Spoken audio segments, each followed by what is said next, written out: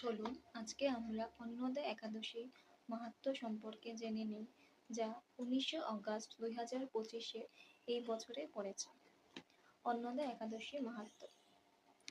অন্নদা একাদশী এই ভাদ্রবতী কৃষ্ণপক্ষিয়া অন্নদা একাদশীর মাহাত্ম্য ব্রহ্ম বৈবর্ত পুরাণে বর্ণনা করা হয়েছে।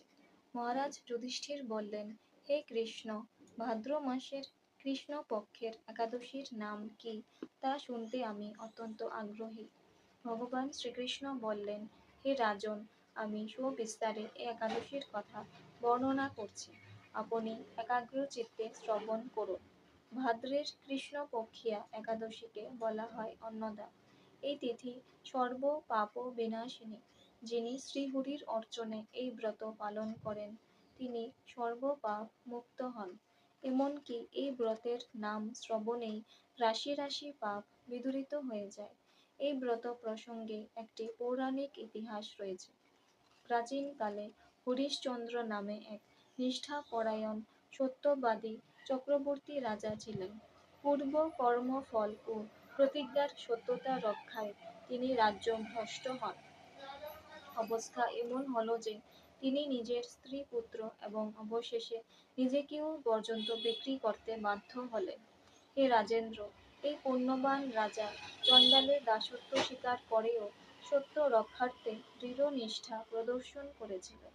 তিনি শ্মশানে মৃত ব্যক্তির বস্ত্র ও কর রূপে গ্রহণ করতেন। এইভাবে তার বহু বছর কেটে গেল। দুঃখ সাগরে নিমজ্জিত হয়ে কি করি, কোথায় যাই, কিভাবে এই দুর্দশা থেকে উদ্ধার পাই, এই চিন্তায় তিনি দিন রাত্রি বিভোর হলেন। এমন সময় দৈবক্রমে বড় দুঃখী গৌতম ঋষি রাজার কাছে এলেন। রাজা মুনিকে দর্শন করে ভক্তি ভরে প্রণাম করলেন। করজোড়ে তার সামনে দাঁড়িয়ে একে একে নিজের সমস্ত কথা জানালেন। রাজার দুঃখের কথা শুনে মুনিবর বিস্ময়াপন্ন হলেন।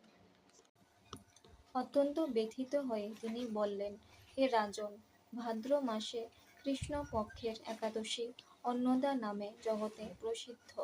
আপনি এই ব্রত পালন করুন। এই ব্রত প্রভাবে আপনার সমস্ত পাপের বিনাশ হবে।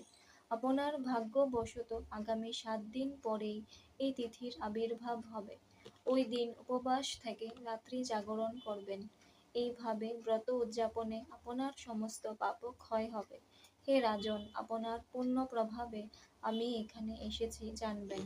এ কথা বলে গৌতম মুনি অন্তর্হিত হলেন। ঋষিবরের উপদেশ মতো